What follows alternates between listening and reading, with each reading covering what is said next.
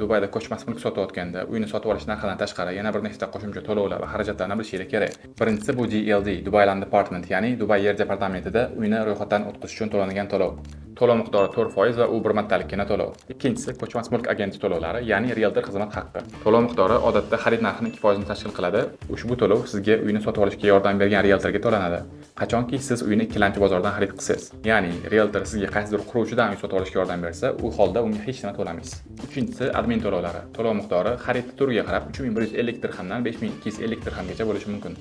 To'rtinchisi maintenance fee yoki service charge. To'lov miqdori uyingizni turi yoki joylashuviga qarab o'zgaradi. Bu summa villa yoki townhouse'larning har bir kvadrati uchun yiliga taxminan 50 dirham bo'lsa, oddiy kvartiralar uchun bu summa 150 dirhamdan 250 dirham orasida bo'lishi mumkin. Siz uyingiz brendaviy yoki ichida servislari bilan bo'ladigan bo'lsa, bu summa ko'payib boraveradi. Misol uchun siz Burj Xalifadan uy sotib olsangiz, har yili uni har bir kvadratiga 530 dirhamdan 540 dirhamgacha to'lab borishingiz kerak bo'ladi.